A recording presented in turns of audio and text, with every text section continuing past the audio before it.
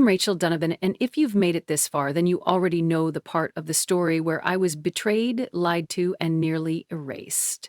But what you don't know, what even I didn't see coming, is that my story was never just mine.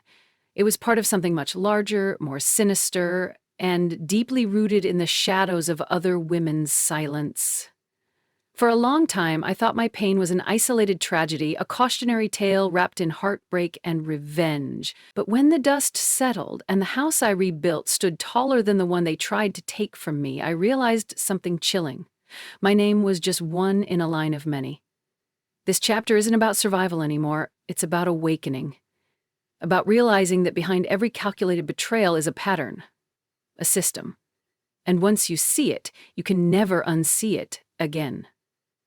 So if you're ready to know what came after the truth, let me show you how I turned the end of my story into someone else's warning. Chapter 1, the text I wasn't meant to see. I always thought betrayal would feel like a punch, but it arrived as a simple text. Can't wait to see you tonight. M. The message lit up on Nathan's phone like a flare in the dark. It was one of those moments where time doesn't just slow down, it splits. One half of me stared blankly at the screen, blinking in disbelief. The other half, it began carefully constructing a wall behind my ribs.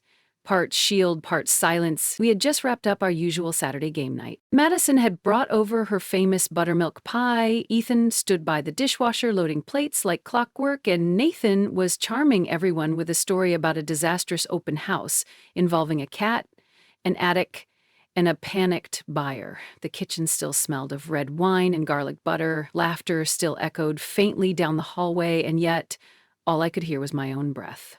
I shouldn't have looked. I know that. But Nathan had left his phone on the kitchen island, face up, while reaching for the wine opener. The screen flashed once. I hadn't planned to glance. I didn't mean to read it. But my eyes found the message before my guilt could intervene. Can't wait to see you tonight. Mac 3. Things struck me at once. 1, it was nearly 10:30 p.m. 2, tonight was our night. 3, Mac, the initial nod at something just under the surface. I turned toward Nathan instinctively. He hadn't noticed the message. He was laughing with Madison, of all people, about something stupid. I watched them for a beat too long. She reached for his shoulder briefly. Playful, easy. Her laugh, too high, too free. Rachel? Ethan's voice behind me broke the haze. Everything okay? I straightened. Yeah, just thinking about the pie Madison brought. Might sneak another slice. The rest of the evening unfolded like it always did. That was the terrifying part. Everything looked normal. I smiled in all the right places, topped off Madison's wine glass, even teased Nathan about his awful retelling of the attic story. But inside me, something shifted. It wasn't rage, not yet. It was more like a slow, spreading stillness, a realization that the floor beneath me might not be real. Our house in Brookhaven sat at the end of a quiet cul-de-sac, where maple trees lined the sidewalks and everyone waved at everyone. Picture perfect. That was our brand. Inside, everything gleamed. I kept it that way. Polished kitchen tiles, fresh peonies on the entry table, cookbooks I actually used. We were the couple people pointed to and said they've got it all figured out. But tonight I lay awake in that beautiful bed, next to the man I married, staring at the ceiling, and for the first time, I couldn't sleep in the comfort of that illusion. M. Who was M? I told myself it could have been anyone, Megan, Melissa, a client, a relative. But then, uninvited, another name crept in. Madison. No, that's impossible. She was my person, my closest friend since college. She had held my hand when I cried over a miscarriage 3 years ago. She helped Nathan surprise me with my 35th birthday dinner. She got soup when I had the flu. She knew everything. She knew. I closed my eyes and willed my brain to stop spinning. It didn't, because deep down some part of me had already begun connecting the dots. The wine bottle she brought last week, the same brand I saw Nathan pick up for a client. The new earrings she wore, the ones I'd seen charged on our shared Amex, the way she always asked how things were with Nathan. Too casually, too often, I sat up, reached for my phone, scrolled through our credit card statement, searched for the last charge at Luna Boutique, Madison's favorite store. It was there. A purchase from 2 days ago. Nathan had signed for it. I didn't feel fury, not yet, just a strange kind of quiet. Like the moment before thunder. Tomorrow, I told myself, tomorrow I'll start keeping track, because something inside me whispered, this wasn't the only text I wasn't meant to see. The next morning, Nathan kissed my forehead like he always did before heading to the gym. He smelled of expensive cologne and minty mouthwash, not quite masking the faint trace of something else, something floral. That didn't belong to me. I waited until his car pulled out of the driveway before I went to the kitchen and opened my laptop. I didn't know what I was looking for, but I knew I had to start somewhere. Credit card statements, calendar appointments, random files in our shared Dropbox folder. For years, I had trusted Nathan enough to never question his transparency. Now I realized just how much access I had, because I never needed to use it. In the bank statement archive, a transaction stood out. The Marlowe Inn, $423.78. That wasn't in town. I Googled it. A small luxury hotel in the Catskills, a couple's retreat, the kind of place you booked in advance, not by accident. He told me he had a real estate conference that weekend. I stared at the booking details. Hand cold, even though I hadn't touched anything, chilled. The reservation had been made under his name, but the confirmation email had been forwarded to a different address, one I didn't recognize. A Gmail account with the username MPM Blake Writer. Blake, Madison's maiden name. I heard the back door open. My heart shot to my throat. Nathan? No, it was just the wind. I took a breath, closed the laptop. I wasn't ready, not yet. I couldn't accuse him, I had no proof, only shadows and intuition. But I could feel the shape of the truth beginning to form like a body under a white sheet. Later that afternoon, I met Madison for lunch at our usual spot, Holland's Cafe, a cozy bistro tucked between a florist and a high-end pet supply store. It had been our place since we both moved to Brookhaven. Every other week, rain or shine, we'd meet for Cobb salads, sparkling water, and 90 minutes of safe space conversation. I've missed this, she said, wrapping her hands around her cappuccino like it was winter, even though it was April. You've been so busy lately. Just work, I said with a smile I'd practiced in the mirror. You know how it is. She nodded. Everything okay with you and Nathan? And there it was, that tone, soft, harmless, designed to reassure, but today it cut through me like a wire. Yeah, I lied. Why? Madison shrugged. He just seemed a little distracted the other night. So did you, I almost said, but I kept my voice light. He's been swamped with new listings. Probably doesn't even remember what sleep feels like. She laughed. Tell me about it. Ethan's been buried in casework too. We're like ships passing in the night. The irony made my teeth ache. We spent the next hour catching up, or rather, Madison talked and I watched. Noticed things I hadn't before. Her new watch, Cartier, her fresh manicure. Blush pink, same shade as the lipstick smudged on Nathan's gym shirt last week. Her eyes flickered every time I mentioned his name. I left the lunch with more questions than answers, but I also left with resolve. I wasn't paranoid. I wasn't imagining things. I was noticing them. Finally, that night I started a journal. Just bullet points for now. Nothing too emotional, just facts. Nathan's text from M.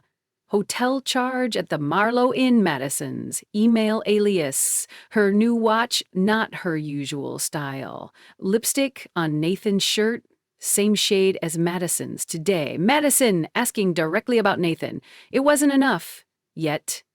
Not for confrontation, not for war, but it was a beginning. The next day, while Nathan was in the shower, I picked up his phone from the bathroom counter. I wasn't even sure what I expected anymore. I opened his messages. Nothing from M.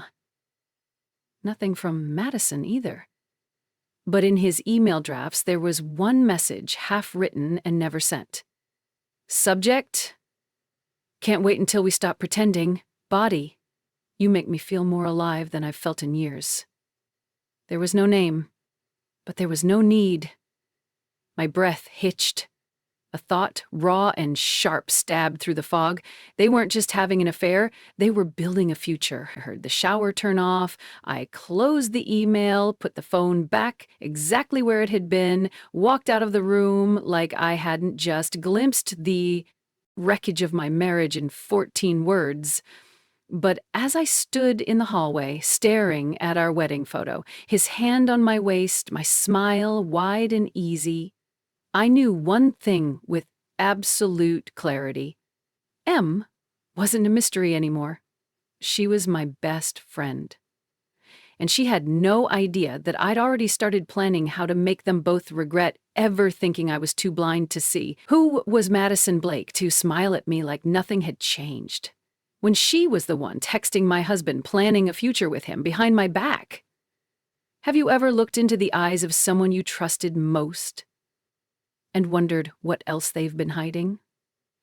Don't miss Chapter 2, where the mask begins to slip, and the quiet woman they underestimated starts keeping score. Chapter 2, the woman who held my hand.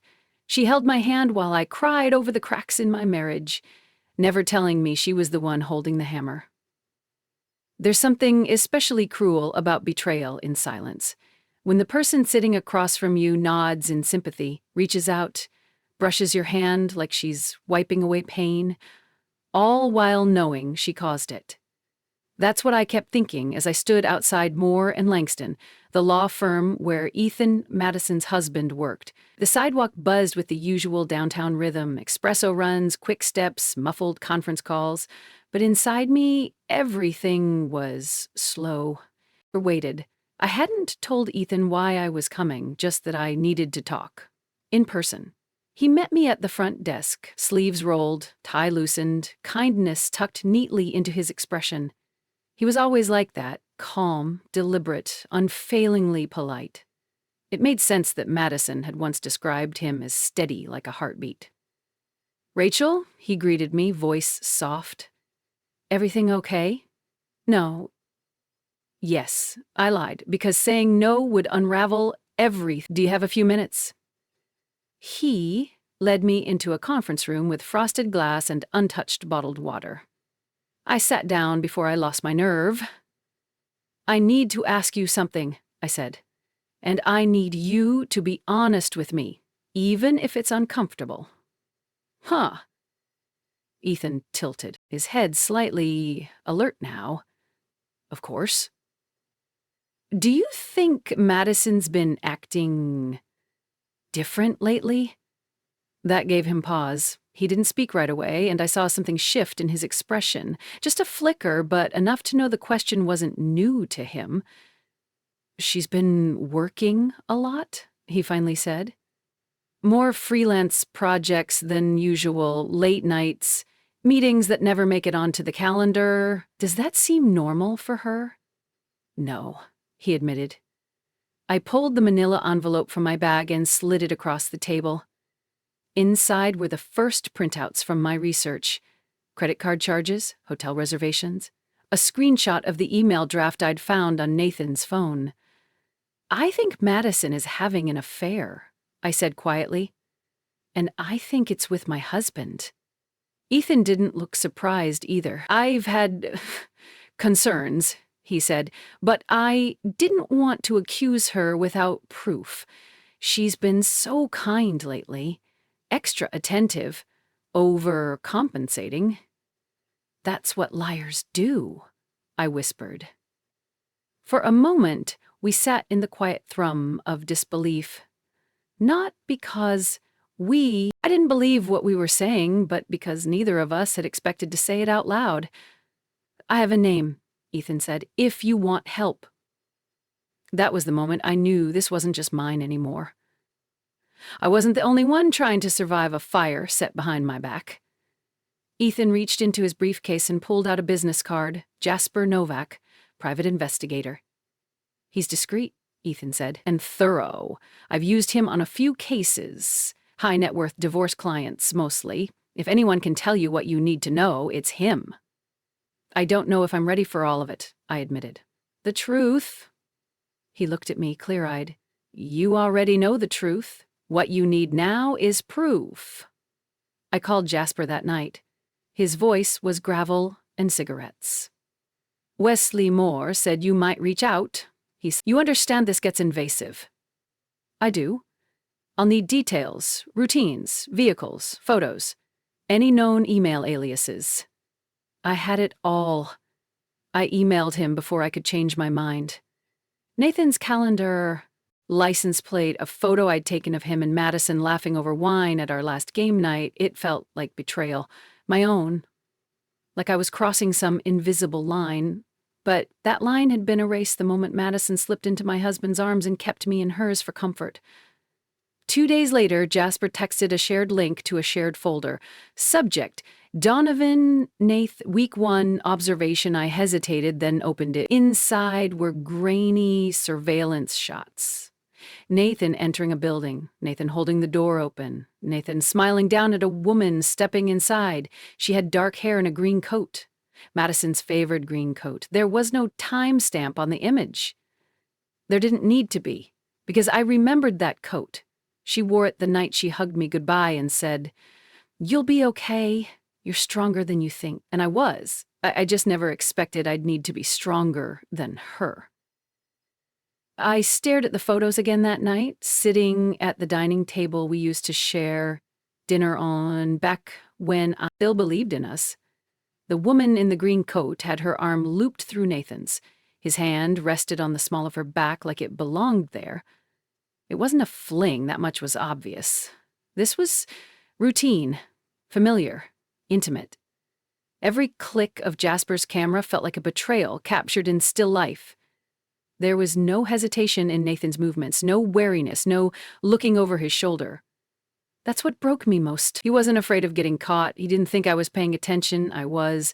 Now more than ever. That week, I kept playing the role of devoted wife. I packed Nathan's gym bag. I cooked his favorite lemon pepper chicken. I nodded when he told me he'd be late. Again. I even smiled. It wasn't real. None of it. But it bought me time. Madison, meanwhile, called me every evening, like clockwork. Tuesday night, I answered on the 3rd ring. "Hey," she said brightly, "just checking in on you." I could hear the rustling of fabric in the background. She was either lying in bed or pulling on a coat. I imagined her sitting in the apartment Jasper mentioned, a downtown loft Nathan had leased under a Shell LLC. I imagined her looking at the same man I slept beside each night, telling him she loved him, then calling me to make sure I didn't suspect a thing. "How's your day?" I asked, my voice deliberately flat. "Oh, you know, groceries, meetings, client calls," she said. Honestly, kind of boring. Right. The same boring afternoon she was photographed kissing my husband on a park bench behind Green Lake Lofts.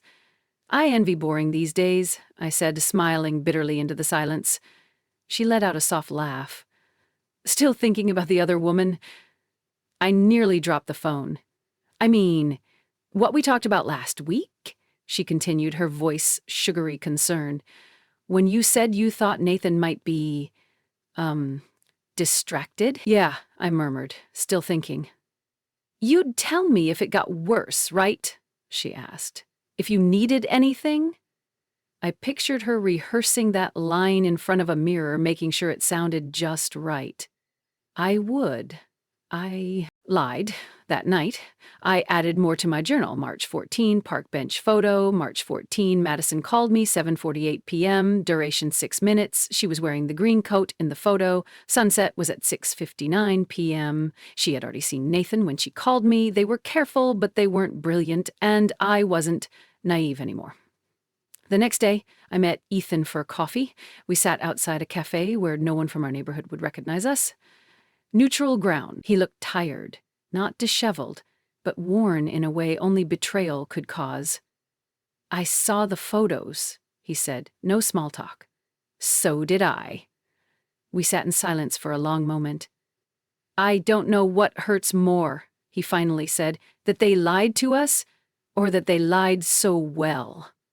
"They didn't lie well," I said. "We just loved them too much to see the cracks." Ethan nodded. "I spoke to Jasper. He's ready to dig deeper. Track financials, travel, digital evidence." I swallowed. "Are we really doing this? We're not the ones who started." Later that night, alone in my home office, I finally opened a folder I hadn't dared look at before. Shared documents. Madison and me. Vacation photos. Christmas recipes. A note she'd written in college. "I'd rather lose the whole world than lose your friendship." I almost laughed. Almost. Instead, I clicked delete. One by one. Not because I hated her, but because I was making space. The next morning, Jasper called. "I've got something," he said.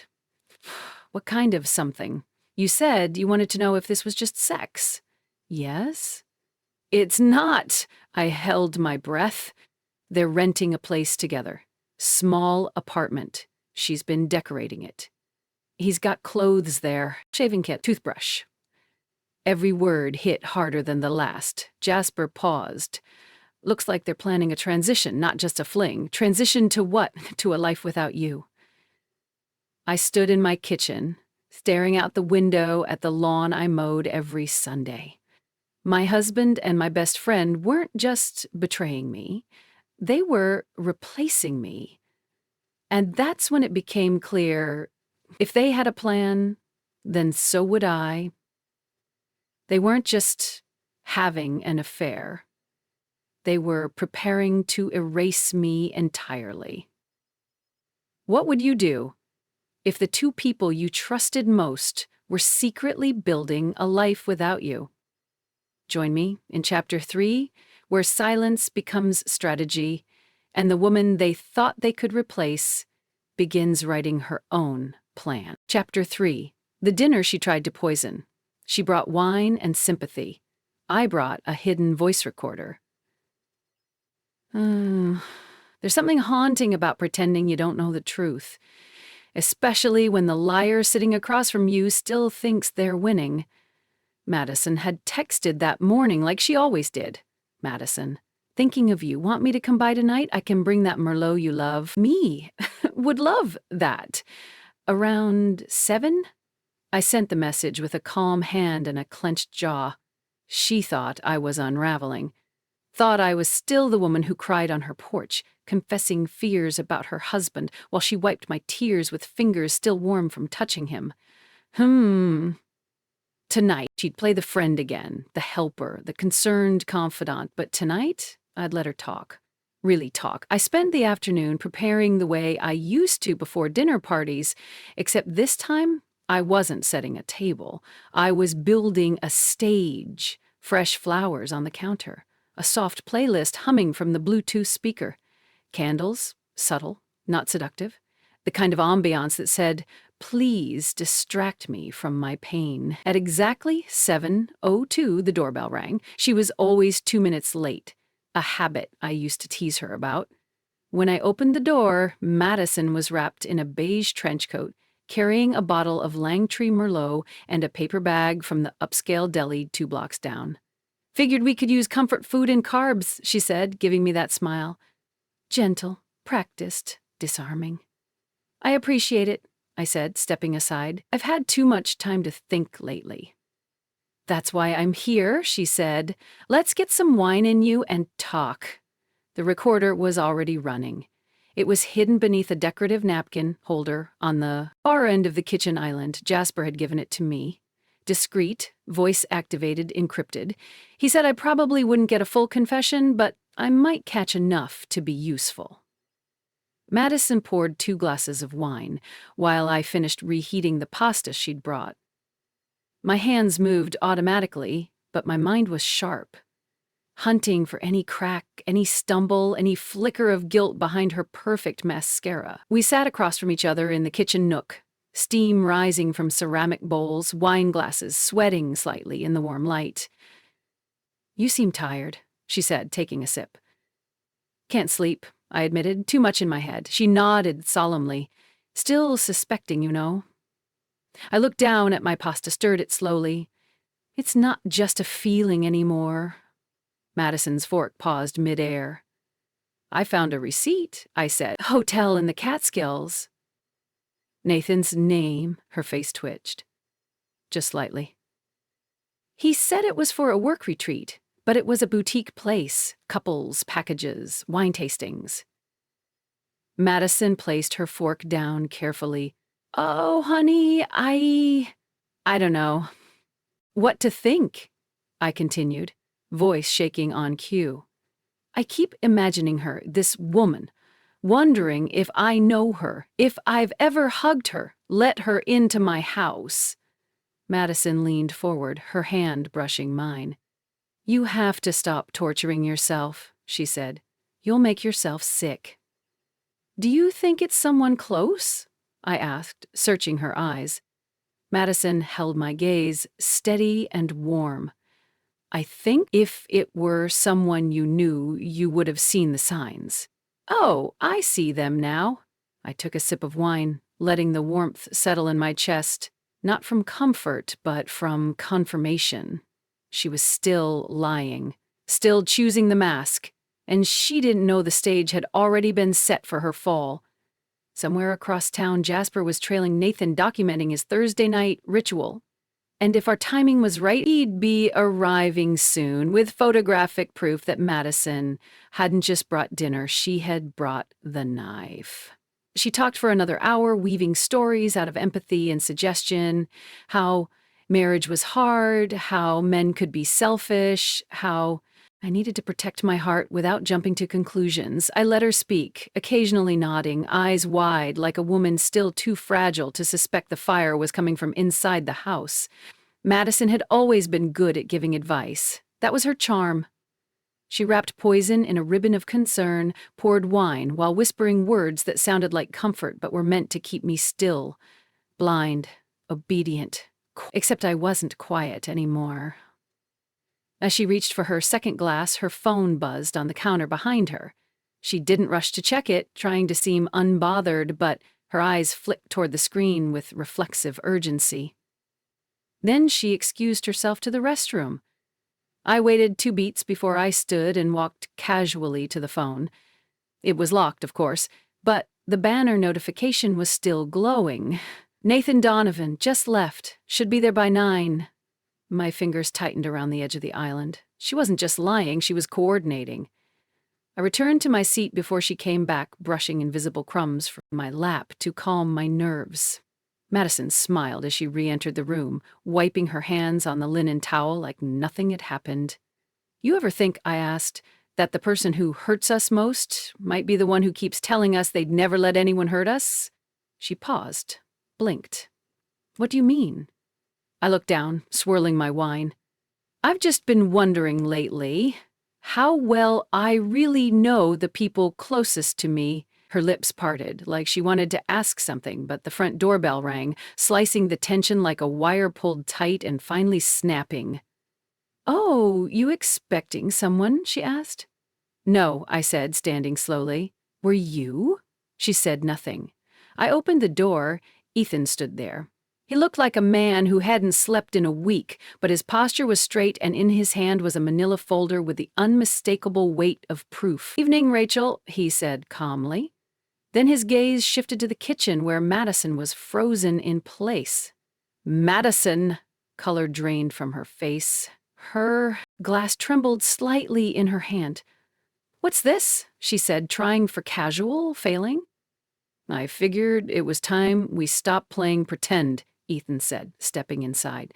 He handed me the folder without looking at his wife. "Jasper's latest report. I thought you'd want to see it in person." I opened it silently. Photos spilled out. Nathan and Madison, together at the cabin, in the park, leaving the apartment, her coat, his hand, their smiles. I didn't flinch. I didn't cry. I just turned the photo slowly, like examining a map of a world I was never invited into. I can explain, Madison said, stepping forward. No, Ethan cut in. You will explain. But not with wine, not with charm, not with your usual tricks. She opened her mouth again, but I raised a hand. You were in my home, I said, feeding me pasta with the same hand you used to unlock a hotel room door with my husband. Silence. Her eyes welled up, not guilt, but panic. Rachel, she whispered, please, don't do this here.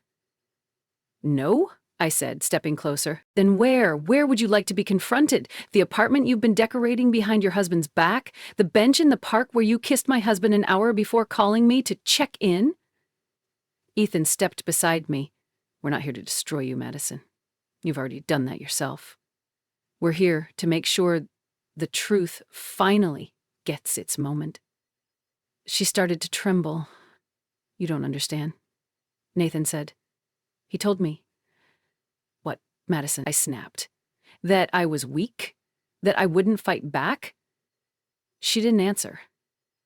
Because she knew better now. The room held stillness for one suspended breath, and then, like clockwork, my phone vibrated on the table behind us.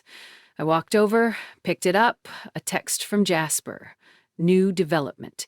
He's on his way to you now. You're going to want to see what he brings. I looked up at Madison. Tell me, I said slowly. Did he tell you about the bank accounts too? What else was Nathan hiding while Madison fed me lies with a glass of wine in my own kitchen? How do you begin to rebuild when the people you trusted most were building something to bury you instead? Don't miss Chapter 4, where the doors to their secret life swing open and I decide exactly how loud the truth should be. Chapter 4, the apartment I never knew existed. Every lie needs a place to live. I just didn't think it had an address. When Jasper sent the photos, I was standing in the cereal aisle at Clarkson's Market, staring at a shelf of granola like my life wasn't cracking open from the inside. 3 images. One of Nathan unlocking the door to a brownstone walk-up in the West End. One of Madison standing inside, barefoot, her hand wrapped around a coffee mug that wasn't mine. And one, blurry but unmistakable, of the 2 of them kissing at the window like it was the most natural thing in the world. I remember dropping the box of oats into my cart and walking out without buying a single thing. That evening, Jasper met me 2 blocks from the address. You sure you're ready? He asked. He wasn't smiling. I've been ready for 2 years, I said, gripping the strap of my purse tighter than I needed to. I just didn't know what I was walking into. The apartment was tucked between a yoga studio and a dry cleaner, clean brickwork, trimmed hedges, flowers in the windowsill. Cozy? Domestic, purposefully hidden in plain sight. He's listed under a Shell LLC, Jasper explained. Same name that owns the cabin upstate. Madison and Nathan had built a parallel life. Not a fling, a structure. With a name on the lease and toothbrushes side by side, we waited until the building lights flickered on. Jasper's cue that someone was home. I installed a minicam in the hallway earlier this week, he added. Motion activated. If they're here, we'll know in minutes. We ducked into his car parked across the street, and within 12 minutes, a red notification pinged on his tablet. Live feed. Madison, hair damp, wearing one of Nathan's old college hoodies, one I thought he'd lost years ago. She padded down the hallway barefoot, speaking to someone inside. And then Nathan appeared, holding a takeout container and a bottle of wine. I didn't speak. I didn't cry. I just watched. They sat on the couch, my couch, the one I donated to Goodwill 2 summers ago after Nathan said it didn't fit our aesthetic anymore.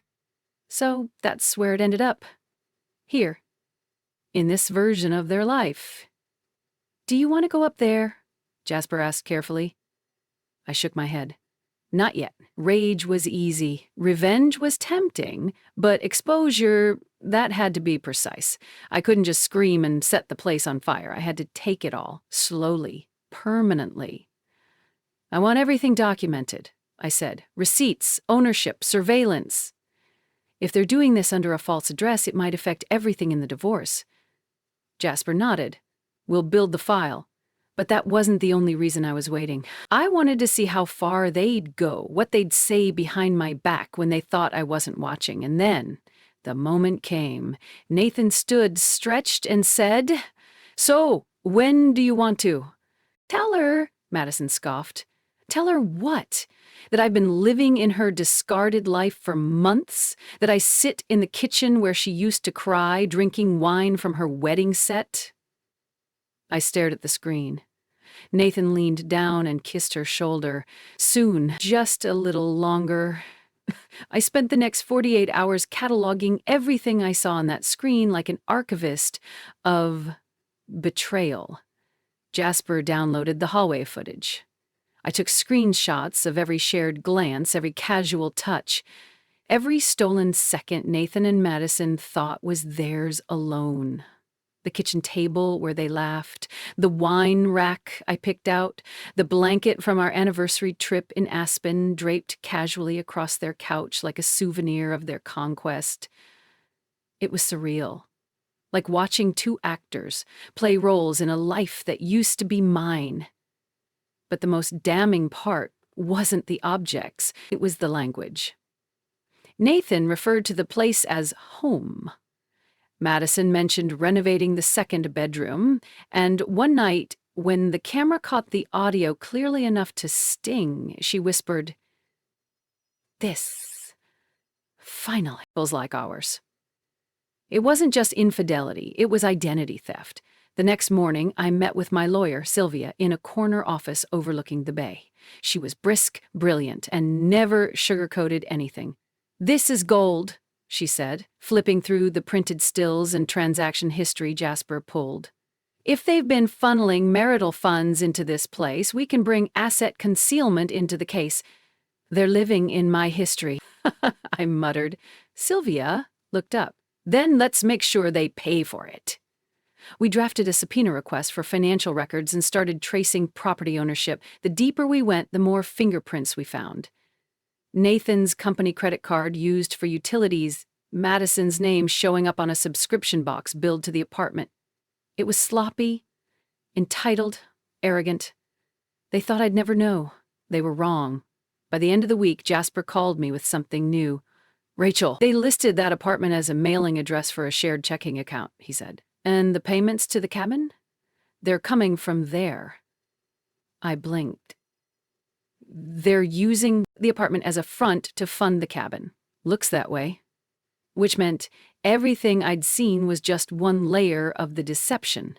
There were financial structures beneath it, accounts, transfers, assets, all designed to bleed me out quietly while smiling at me across the dinner table.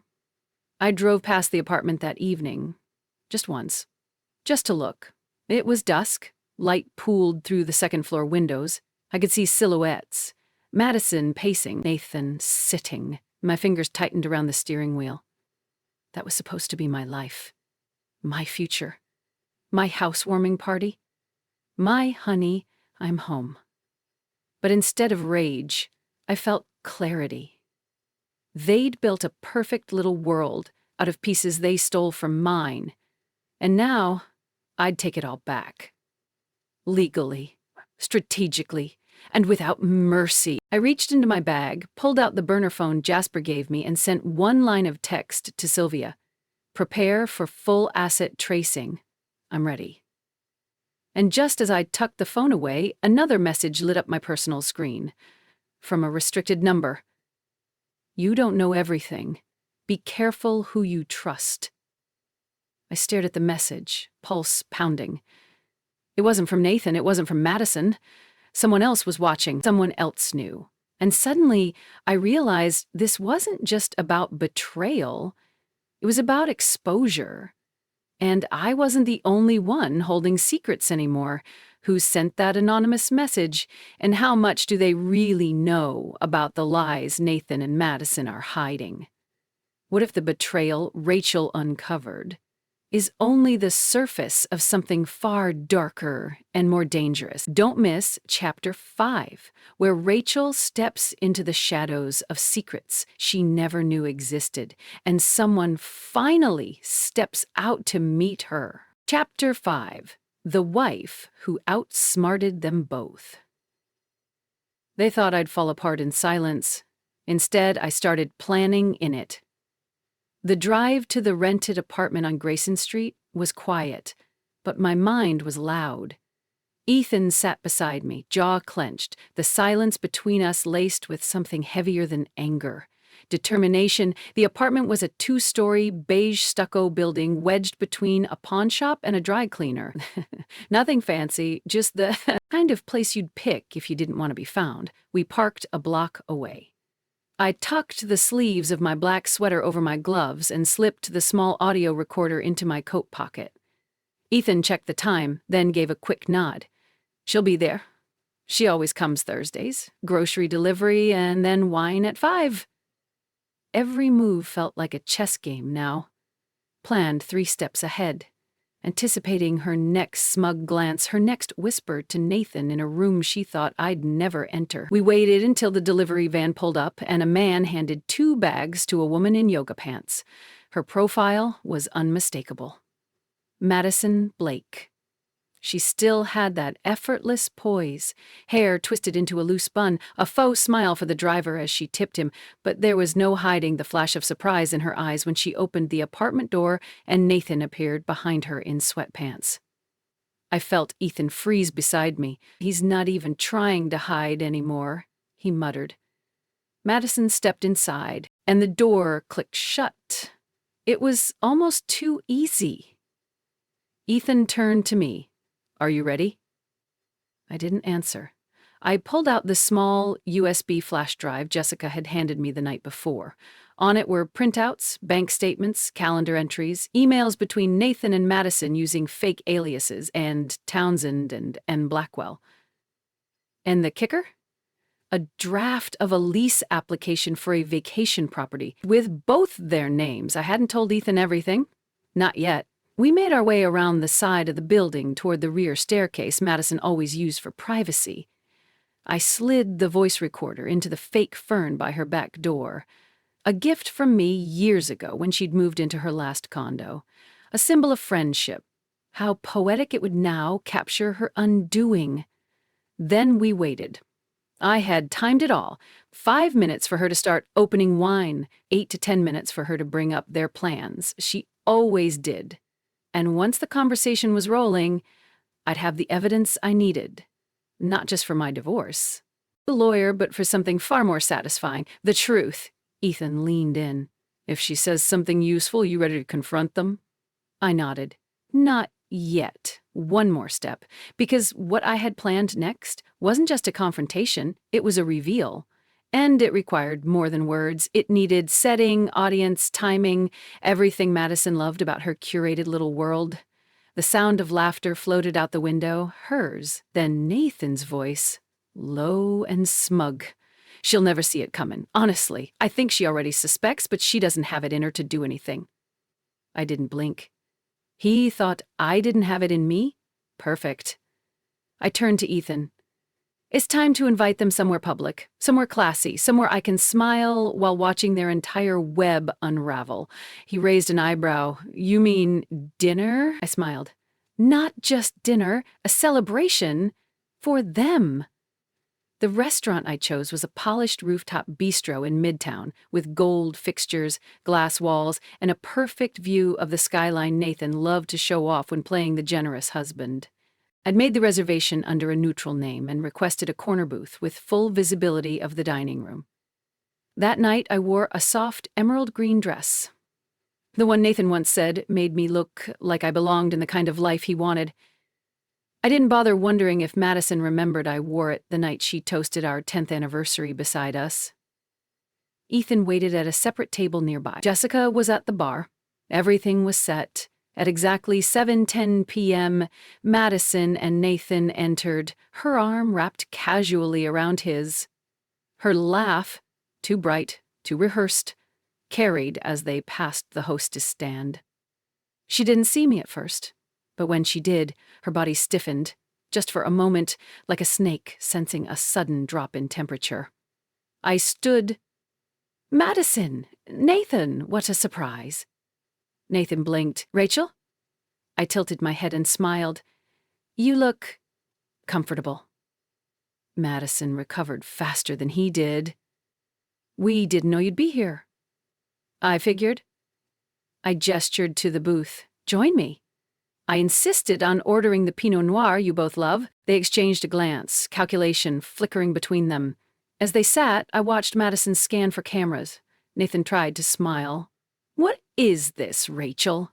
I poured the wine slowly, letting the silence stretch. This is a toast, I said, to your new beginnings. And mine. He frowned. Rachel, I know, I said gently. About the apartment, the emails, the bank transfers. I even know about the draft for the lake house lease. You used the same font as our wedding invitations, Nathan. That was a nice touch. His face drained. Madison reached for her glass too quickly. You hired someone to follow us, she whispered. Actually, I said, placing a small envelope on the table. I did better. I'll let you speak for yourselves. Inside was a flash drive. Jessica had already made duplicates. One copy was at my lawyer's office, one with Ethan, one mailed to Madison's employer, marked Conflict of Interest, Documentation. You planned this, Nathan said, voice rising. Not quite, I replied. You planned it. I just paid attention. I stood, leaning in slightly so only they could hear. Here's how tonight works. You'll read what's on that drive, and tomorrow morning you'll sign the divorce papers waiting in your inbox. Nathan, you'll waive any claim to shared assets. Madison, you'll resign from your position at Larchmont PR by Friday. Unless, of course, you'd like them to hear that phone call from last week. Madison's hand trembled as she reached for the envelope. And if we don't? Nathan asked, low and hard. I smiled, colder this time. Then I stopped being polite. And you both find out just how much I've learned from watching you lie. I didn't wait for them to answer. I turned and walked out, past the glittering glasses and laughing diners, past the doorman who held the door like I was royalty. I stepped into the night air, my heels clicking with each purposeful step. Ethan joined me at the curb, quiet until we turned the corner. You okay? He asked. I nodded. It's not over, but they finally know I'm not the woman they thought they could break. He looked at me, something soft and proud in his eyes. So what now? I pulled out my phone. There was a new message from an unknown number. You think Madison was the only one? If Madison wasn't the only one, then who else had been standing in my shadow, watching me unravel? What do you do when the betrayal you exposed was only the surface of something far more calculated? Join me in Chapter 6, where I stop reacting and start reclaiming. Because this story doesn't end with survival, it ends with power. Chapter 6. The house that I built from ruins. I wasn't reborn in a courtroom or with a confession. I was reborn the moment I stopped needing one. It had been 4 weeks since I last saw Nathan. 4 weeks since I stared him in the eye and let him know without screaming that I was no longer his. The silence that followed wasn't peace, it was power. Because while he was still running damage control, I was already rebuilding what he thought he had burned to the ground. The sun pierced through the tall windows of my new space, a small corner office above a cafe in downtown Charleston. It wasn't glamorous, but it was mine. The smell of old wood, fresh paint, and roasted espresso greeted me every morning as I unlocked the door. The name on the window read, Rachel Donovan, Strategic Planning and Recovery. Beneath it, in smaller letters, was my new slogan, Reclaim, Rebuild, Rise. I didn't advertise vengeance. I didn't need to. Women found me. They came with shaking hands, broken voices, and paperwork they didn't understand. Divorce settlements, forged deeds, frozen accounts. And I listened. Not as a lawyer, not as a therapist, but as someone who had once sat across from betrayal and chosen not to stay in the seat. Jessica called it a miracle. 3 weeks in and you already have a wait list, she said over coffee one morning, flipping through intake forms. You do realize you started this while still technically living out of a suitcase. I wasn't waiting for permission, I said simply. I was waiting for the right kind of pain. Nice to settle. The right kind of pain was the kind that didn't scream anymore. It just moved. Quiet. Steady. Forward. My apartment was small, but light-filled. I'd painted the walls a soft linen color and brought in nothing that reminded me of Nathan. Every object, every piece of furniture had to earn its place. I even donated the dishes we once chose together. The silence in my kitchen now sounded different. It was no longer the silence of avoidance. It was the silence of freedom. One Thursday afternoon, as I closed my laptop, I received an envelope. No stamp, no return address, just my name in unfamiliar handwriting. I hesitated, heart thudding, then opened it. Inside was a photo, grainy black and white. It was a scan from a building's front desk camera. Nathan and Madison not embracing, not even speaking, just entering the same apartment building 36 hours after she had left town. Written on the back, "You were never the only target." I felt the breath leave me, not in fear, but in a strange, icy recognition. There had always been something beneath the surface, something calculated, older than their affair. Now I was finally staring at it. Jessica looked over my shoulder. "Do you know who sent this?" I shook my head. "No, but someone wants me to keep going." She studied the image. "Looks like you were part of a larger lie." I met her eyes. "Then it's time I stop trying to expose them. It's time I start replacing them." That weekend, I drafted a proposal for a new initiative under my firm, the Donovan Project, a network of financial, legal, and emotional support for women rebuilding from deceit, be it marital, financial, or familial. I'd already lived the pilot phase. Now it was time to scale it. 2 months later, I stood behind a wooden podium inside a converted library in Asheville, North Carolina. The room was full, not of reporters or investors, but of survivors. Women of all backgrounds, some in crisp suits, others in borrowed cardigans, but all with the same fire behind their eyes, the kind of fire only devastation leaves behind. The Donovan Project had become real. Not just a concept, not just a file folder on my desktop, but a sanctuary.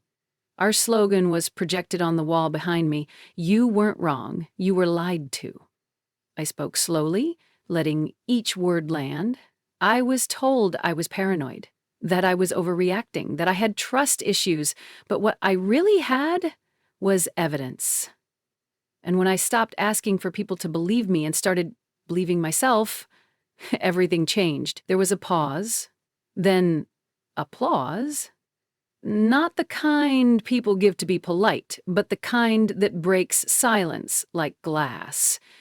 Afterward, a young woman in her 20s came up to me.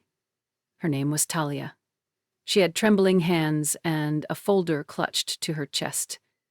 "My fiancé took out 2 credit cards in my name," she said, voice barely above a whisper. "Everyone keeps telling me I should just move on, but I can't sleep. I can't trust myself." "You don't have to move on," I told her gently. "You just have to move through." She cried then, quietly, and I held her hand just like Jessica once held mine. Back in Charleston, things moved forward in waves. Jessica took on more clients. Ethan, Madison's, joined our board as an advisor. We built networks with ethical lawyers, private investigators, even tech experts. Every person who had once been betrayed was now part of something bigger than revenge.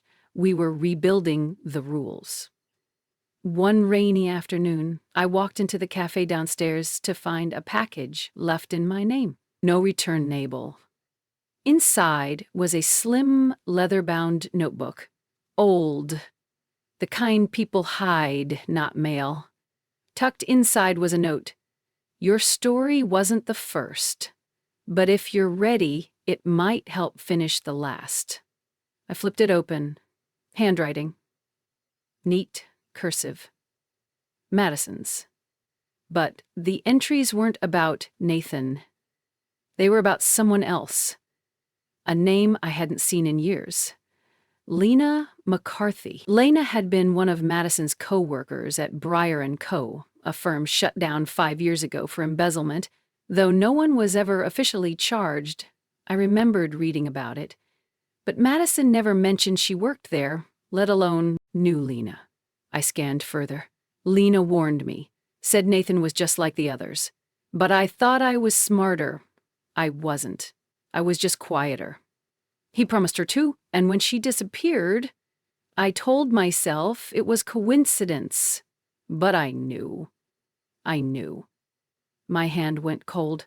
Lena McCarthy had vanished without a trace in 2019. The file went cold. No suspects, no body. I looked at the last page, scribbled hastily, if this ends up in Rachel's hands, tell her not to stop with me, he's still not done. I froze.